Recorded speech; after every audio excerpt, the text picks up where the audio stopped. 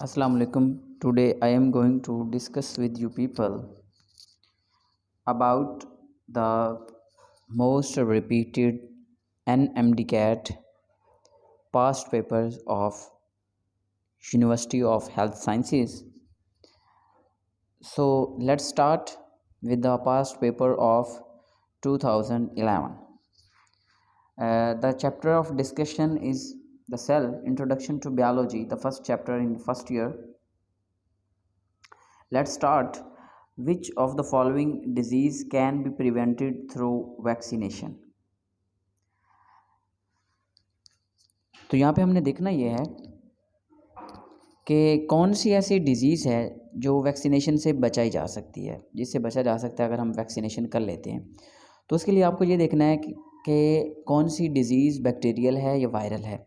जो वायरल या bacterial disease होगी वो रुक जाएगी, इसके अलावा जो और किसी भी वजह से हो रही है वो डिज़ीज़ नहीं रुकेगी। तो कैंसर की मल्टीपल रीज़न हो सकती हैं, तो कैंसर जहाँ पे आ गया वो नहीं होगी। तो एड्स एंड कैंसर नहीं होगी, टाइफाइड एंड कैंसर नहीं होगी, मलेरिया एंड एड्स। तो मलेरिया भी इसमें नहीं हो सकती। क्यों नहीं हो सकती? क्योंकि ये मॉस्किटो की वजह से होता है, इसमें कोई बैक्टीरिया और वायरस नहीं होता। Mumps and measles it is a viral disease, और ये इसकी हमारे पास यही इसका करेक्ट आंसर है। न्यूली प्रोड्यूस्ड सेल्स और organisms are identical each other, तो उनको क्या कहते हैं? GMO, जेनेटिकली मॉडिफाइड ऑर्गेनिजम्स या ट्रांसजेनिक ऑर्गेनिजम्स। देखिए बी और सी क्यों गलत हैं? क्योंकि ट्रांसजेनिक एनिमल्स लिखा है, स्पेसिफिक कर दिया है, लेकिन हमने स्पेसिफिक नहीं करना। Is that right? Third question है हमारा, which of the following is a blood born disease? ऐसी डिजीज़ जो ब्लड बॉर्न है। तो हेपेटाइटिस, कॉलरा, इन्फ्लुएंजा, कैंडिडियासिस। ये कॉलरा और इन्फ्लुएंजा ये तो वाटर बॉर्न डिजीज़ होती हैं। तो ब्लड बॉर्न डिजीज़ मेजर हमारे पास होती हैं हेपेटाइटिस, और हेपेटाइटिस में से भी बी और सी ये दोनों होती हैं blood born.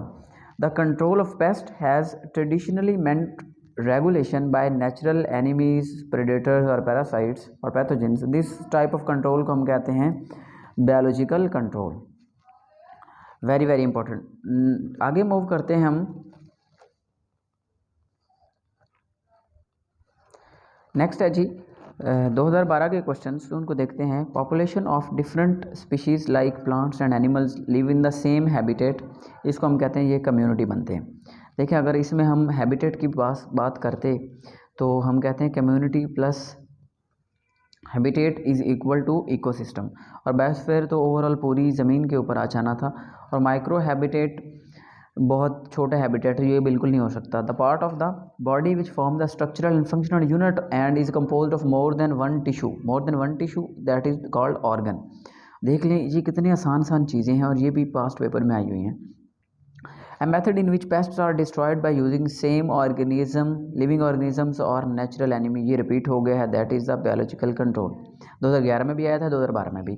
Chemical produced by microorganisms which are capable of destroying and the growth, जो वो वाले chemicals जो organism से remove होते हैं उनको हम कहते हैं antibiotics।